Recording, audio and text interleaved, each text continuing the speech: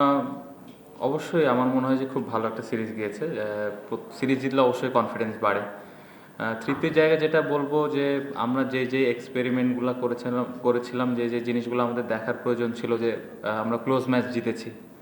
আ top অর্ডাররা একটা ম্যাচে খুব ভালো স্টার্ট দিয়েছে।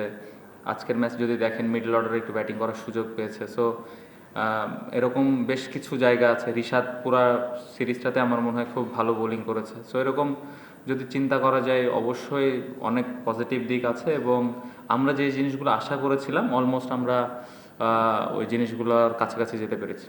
আমার তো মনে হয় না, কারণ আইপিএল যে উইকেটে হচ্ছে, আইপিএলের সাথে ইন্টারন্যাশনাল মিলানোই যাবে না। আমার মনে হয় লাস্ট ইয়ার পিএসএলেও এরকম 200+ রান হয়েছে, 250 রান হয়েছে।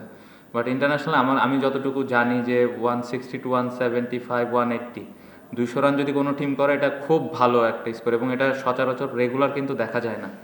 তো আমার মনে হয় যে ওয়ার্ল্ড কাপে এরকমই রান হবে, এটা আমি এক্সপেক্ট করি 160 থেকে 180-র ভিতরেই থাকবে ভালো উইকেটে। এবং এর ভিতরেই বোলারদের ডিফেন্ড করতে হবে বা এর রানগুলো চেস করতে হবে। সো আইপিএলের সাথে কম্পেয়ার করাটা কখনোই আমার মনে হয় না যুক্তিগত। না, আমরা প্রতি ম্যাচেই সিরিয়াস ছিলাম। শুরু থেকে আজ পর্যন্ত যে কয়টা ম্যাচ খেললাম প্রত্যেকটা ম্যাচে সিরিয়াস ছিলাম, একটা ম্যাচও হারতে চাইনি এবং হারাটা দরকার ছিল না। ম্যাচ জিতলে ভালো লাগে। সো আজকে জিততে পারিনি, আমার মনে হয় ক্রেডিট জিম্বাবুয়েকে দিতে হবে, তারা ভালো ক্রিকেট খেলছে। আলাদাভাবে আমি বোলার বা ব্যাটসম্যানকে আলাদা করতেই চাই না, কারণ আমাদের টিমটা এমন প্রত্যেকটা জায়গার কন্ট্রিবিউশন খুব ইম্পর্টেন্ট, বোলিং এবং ব্যাটিং। সো আমি অ্যাজ এ ক্যাপ্টেন হিসেবে চাইবো যে আমার বোলাররা প্রতিদিন টিমের হয়ে ভালো কিছু করুক, পাশাপাশি ব্যাটসম্যানরা যেন তাদের দায়িত্বটা ঠিকমতো পালন করে। সো এখানে আলাদাভাবে বাড়তি কোনো প্রেশার আমি বোলারদের দিতে চাই না বা বাড়তি কোনো প্রেশার আমি ব্যাটসম্যানদেরও দিতে চাই না। নর্মালি চিটাগাং খুব ভালো উইকেট থাকে, বাট এই বছর আমরা যখন এই 5টা ম্যাচ খেলাম, 3টা ম্যাচ চিটাগাংয়ে খেলেছিলাম, নতুন বলে ব্যাটিং করা সব থেকে চ্যালেঞ্জ ছিল। এটা হয়তো অনেকে বাইরে থেকে দেখলে মনে করবে যে চিটাগাংয়ের উইকেটে তো রান হয় অনেক, বাট এইবার আমরা যে 3টা ম্যাচ খেলেছি নতুন বলে অনেক ডিফিকাল্ট ছিল ব্যাটিং করাটা। তার মধ্যে আমাদের সম্ভবত 2টা ম্যাচ বৃষ্টির কারণে অন অ্যান্ড অফ ব্যাটিং করা লাগছে। সো মোমেন্টামটাও কিন্তু ওইভাবে পাই নাই।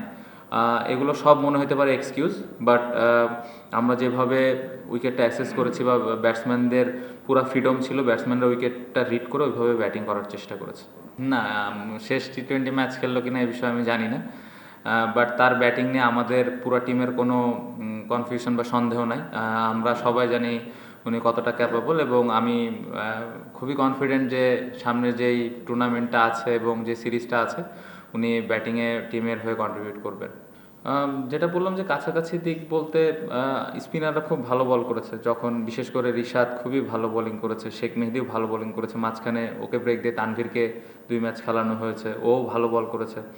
সো ওভারঅল এই জিনিসগুলো ভালো ছিল। পাশাপাশি জাকের আলীর আজকের ইনিংসটা বা মাঝখানের একটা ইনিংস, ওখানে ও চেষ্টা করেছে ওর যতটুকু ও জানে ওটা ডেলিভার করা টিমের হয়ে। সেরকম ছোট ছোট বেশ কিছু জায়গা আছে যেটা আমার মনে হয় আমরা কাছাকাছি যেতে পেরেছি, বাট স্টিল এখানে তো অবশ্যই আরও ইমপ্রুভমেন্টের জায়গা আছে। বাট প্লেয়াররা সবাই কনফিডেন্ট।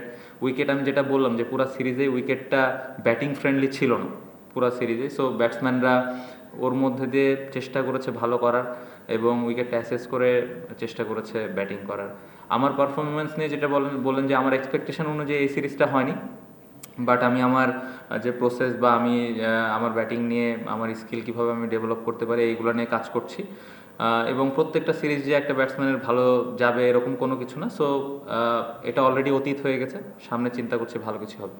আমি শুরুতে যেটা বললাম যে কয়েকটা ক্লোজ ম্যাচ আমরা জিতেছি, যেটা আমাদের দরকার ছিল, কারণ এই ধরনের ম্যাচ কিন্তু সামনে যেই সিরিজ বা টুর্নামেন্ট আছে এই ধরনের ম্যাচ কিন্তু আসবে। সো ওই সময় আমরা আমাদের প্ল্যানটা কীভাবে এক্সিকিউট করছি, বোলাররা কীভাবে তার প্ল্যানটা এক্সিকিউট করছে এবং ওই সময় আমরা কতটুকু কাম থাকছি, ওই জিনিসগুলোই কিন্তু আমরা প্র্যাকটিস করেছি। এবং আমার মনে হয় যে ক্লোজ ম্যাচগুলো যেগুলো আমরা খেলেছি, বলা যেতে পারে যে ওদের হাতে ম্যাচটা ছিল একটা সময়, বাট ওইখান থেকে আমরা যেভাবে কামব্যাক করে ম্যাচ জিতেছি এটা একটা পজিটিভ দিক। আমার মনে হয় এই জিনিসটা কাজে দিবে সামনে টুর্নামেন্টটাতে। না, এনজয় করছি এখন পর্যন্ত।